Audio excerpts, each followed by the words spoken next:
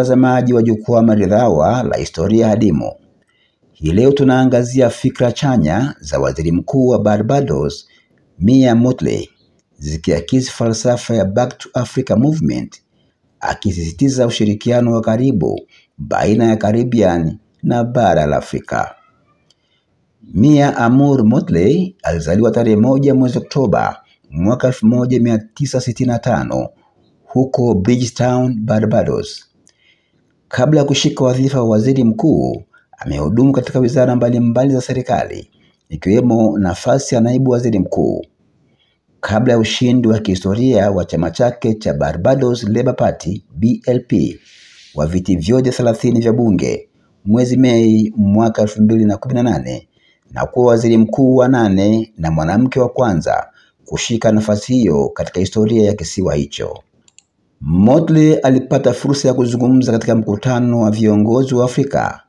Katika hotuba yake, Mottley alisisitiza kuwa huu ndio wakati wa kuchukua hatua thabiti ili kujenga ushirikiano wa kiuchumi, kisiasa na kijamii unaoweza kuinua uchumi wa pande zote mbili. Akiwa kiongozi wa taifa dogo la kisiwa cha Caribbean, Mottley ameonyesha namna historia ya pamoja ya ukoloni na utumwa inavyoweza kuwa msingi wa mshikamano wa kisasa. Alieleza kuwa Afrika na Caribbean hazipaswi kuonana kama wapokeaji wa misaada pekee, bali kama washirika wenye rasilimali, watu na malengo ya pamoja.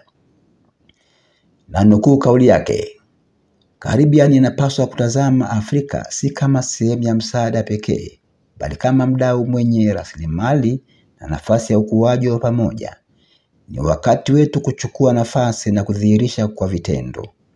Mwisho wa kunukuu. Miongoni mwa hoja kuu alizozungumzia ni pamoja na kuimarisha biashara na uwekezaji kupitia usafirishaji wa moja kwa moja kati ya Afrika na Caribbean, mshikamano wa kidiplomasia kwenye jukwaa la kimataifa ili sauti za nchi ndogo zisipuuzwe, ufuatiliaji wa fidia reparation kutokana na madhila ya kihistoria ya utumwa na ukoloni, mikakati ya miundombinu ya anga na bahari itakayorahisisha usafirishaji wa watu na bidhaa baina ya kanda hizo.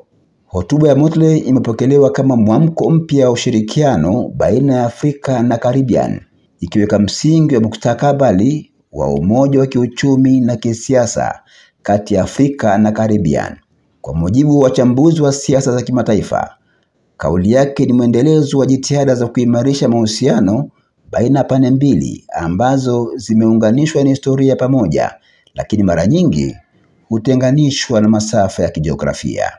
Kwa ujumla, hotuba hii imetajwa kama moja ya sauti muhimu zaidi kutoka Caribbean katika mjadala wa maendeleo ya Afrika na diaspora, ikionyesha kuwa mshikamano huu unaweza kuwa nguzo ya mabadiliko makubwa katika karne ya 21.